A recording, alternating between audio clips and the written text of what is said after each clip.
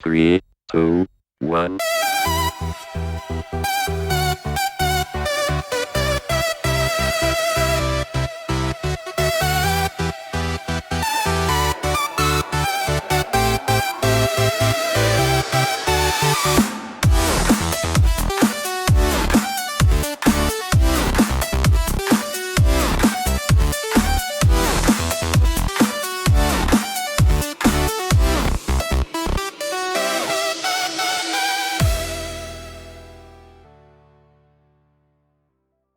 Et salut à toi et bienvenue sur Regarde dans le rétro, j'espère que tu vas bien.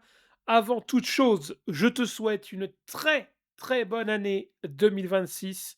Plein de réussite dans tes projets, plein de bonheur, plein de bienveillance, plein de choses.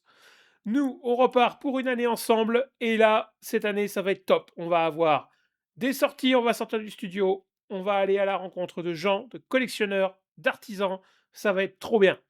Et tout de suite, pour le premier épisode de la saison 2026, on se retrouve avec l'homme qui valait 3 milliards.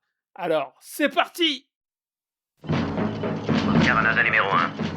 Roger. Contact BDSI. Ok. Contact soupape coque moteur 7. Fermez les gaz. Détachement engagé. Roger. Tableau intérieur et extérieur allumé. Amorce et piqué. Oscar, j'écoute. Extinction. Danger 3. Ramenez point 0. Latéral ne répond plus. Je ne peux pas maintenir l'altitude. Et nous revoici plongés en plein cœur des années 70. Pour moi, la meilleure période des séries entre 70 et 80, c'était génial. Là, on a affaire à l'homme qui valait 3 milliards ou The 6 million $ men en version originale. Bien sûr, c'est une série télévisée américaine de science-fiction.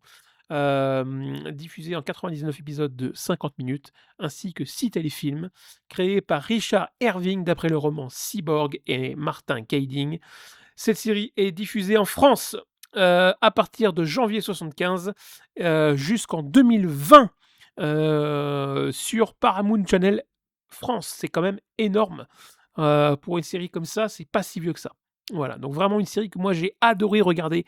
J'adore cette série, L'homme qui valait 3 milliards, c'est absolument génial. C'est vraiment, pour moi, c'est un bonbon. Un vrai bonbon, cette série. C'est tellement jouissif qu'on ne s'en passe pas, quoi. Donc, le héros est interprété par l'acteur Lee Major, qui interprète donc le rôle du colonel Steve Austin. Cette série se déroule dans un contexte de guerre froide. La majorité des scénarios et des épisodes reflètent cette période, entre espionnage, matériel espion, terrorisme. C'est aussi le cas pour la série qui arrivera un petit peu après de Super Jimmy, donc qui est dans le même esprit que L'homme qui valait 3 milliards, mais du coup interprété par une femme. On va avoir un extrait tout de suite. Voilà. Donc le colonel Steve Austin, un astronaute américain chevronné, qui a fait partie de ceux qui ont marché sur la Lune. Voilà, plusieurs mois après être redevenu pilote d'essai pour la NASA, et alors qu'il pilote un engin expérimental, lors d'un test en vol d'un nouveau jet, il est victime d'une avarie et il est contraint à un atterrissage en catastrophe. Si on peut appeler ça un atterrissage, c'est plus un crash. Il ne peut alors éviter que son appareil soit détruit et il est bien sûr gravement blessé. À la suite de son accident, il subit une intense opération chirurgicale au cours de laquelle certaines parties de son corps, dont le bras droit, les jambes et l'œil gauche, sont remplacées par des prothèses bio-ioniques. Dernier cri valant 6 millions de dollars, donc 3 milliards en francs, en français, qui améliore considérablement ses performances physiques. Le cyborg peut dès lors courir bien plus vite, voire bien plus loin, et soulever des charges bien plus lourdes. Cependant, le grand froid à une température en dessous de 0 degré rend inutilisable sa force bio-ionique. Steve Austin devient alors un agent secret pour l'OSI, Government Office of Scientific Information, Bureau gouvernemental de l'information scientifique en français, sous la direction d'Oscar Goldman, pour qui il accomplit les missions les plus dangereuses. Voilà, donc on va retrouver donc Lee Major. La version française est interprétée par l'incroyable Dominique Paturel, que j'adore, voilà, qui est vraiment un doubleur absolument incroyable. Et on va retrouver tout un tas d'acteurs vraiment au top. Donc cette série, c'est vraiment pour moi un vrai bonbon, une vraie petite pépite. Donc dans le kitsch des années 70-80, cette série est au top du kitsch parce qu'il y a vraiment des choses absolument top, des scènes vraiment rigolotes. C'est vraiment bien foutu pour l'époque. Donc on est dans les années 70. Il y a encore pas les images de synthèse, c'est encore du homemade quoi, hein, vraiment du homemade, du fait maison comme on aime. Et cette série, c'est vraiment pour moi quelque chose qui m'a resté à cœur. J'adorais regarder cette série, notamment ce petit bruitage-là. Vraiment, ça.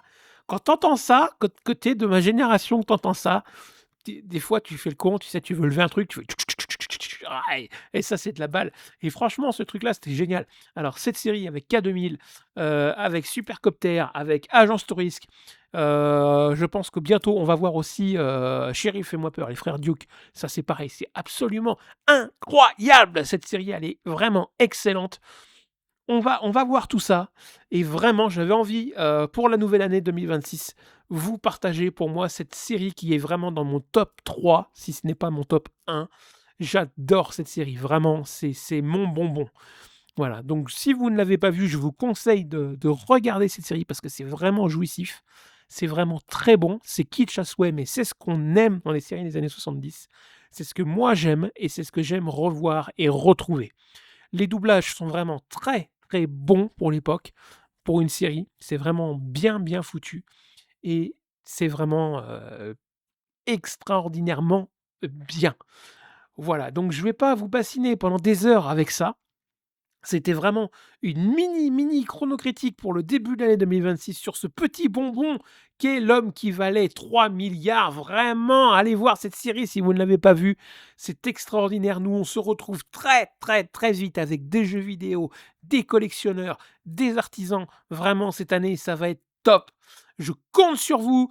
N'hésitez pas à vous abonner, partager, parler de la chaîne. Venez nous rejoindre sur Facebook. Vraiment, merci à tous ceux qui me suivent, à tous ceux qui nous suivent. Je vous souhaite encore une fois une très belle année 2026. Prenez soin de vous et à très vite!